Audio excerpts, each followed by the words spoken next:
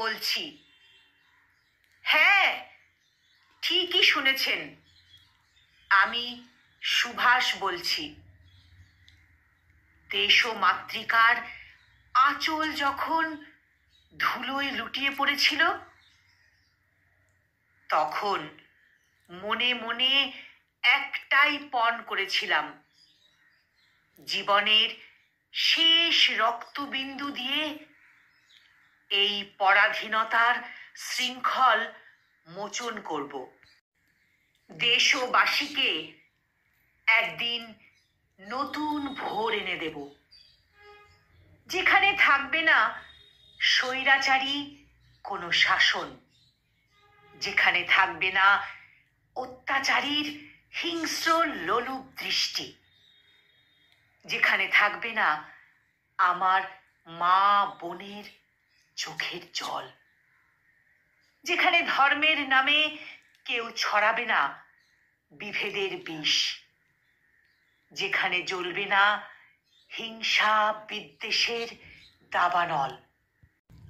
কত কত বিপ্লবীর আত্মবলিদানে আজ এই ভারতবর্ষ, যাদের রক্ত আজও লেগে রয়েছে এই পবিত্র মাটিতে।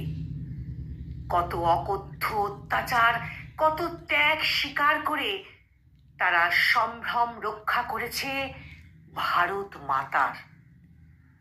ভারতবর্ষের পতাকাকে কখনো তারা অবনমিত হতে দেয়নি। অহিংসা এবং সত্যাগ্রহের নীতি যখন ভারতের স্বাধীনতা লাভের জন্য যথেষ্ট ছিল না, তখন আমি সশস্ত্র সংগ্রামের পথ বেছে নিয়েছিলাম।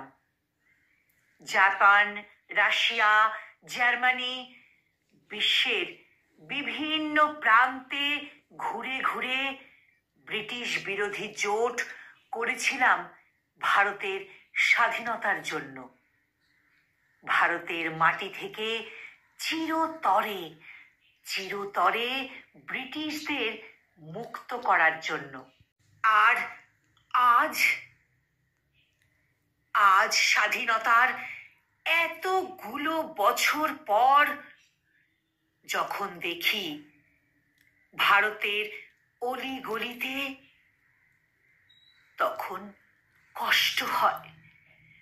কষ্ট হয় ভারতবাসীর আজকের এই অবস্থা দেখে, যেখানে মানুষে মানুষে কত দ্বন্দ্ব, কত হিংসা, যেখানে মানুষে মানুষে নেই এতটুকু প্রেম, প্রীতি, ভালোবাসা, যেখানে আজ মানুষ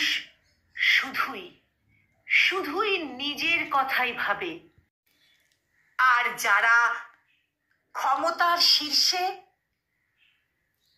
তারা শুধুই নিজের আখের গোছাতে ব্যস্ত।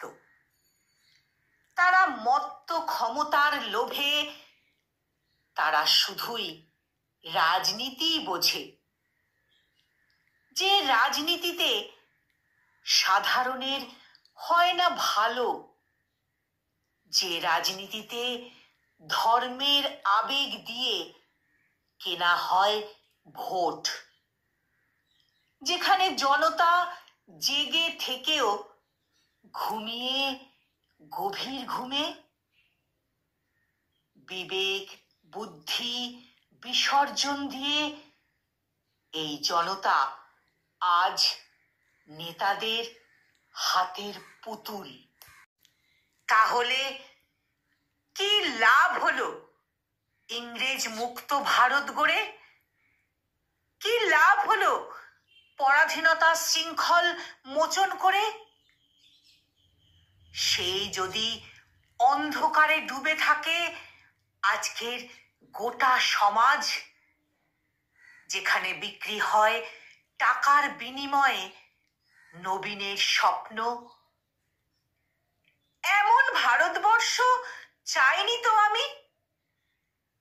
এমন ভারতবর্ষের স্বপ্ন দেখিনি তো আমি। কবে কবে আমার দেখা সেই ভারত পুরোপুরি স্বাধীন হবে?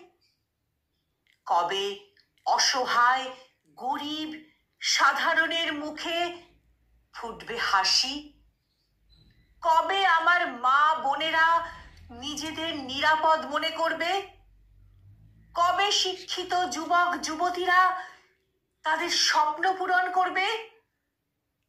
কবে কবে দেশের জনগণ তাদের ভালো আর খারাপ বুঝতে পারবে? কবে কবে আমার দেখা ভারত সেই ভারতবর্ষ হয়ে গড়ে উঠবে?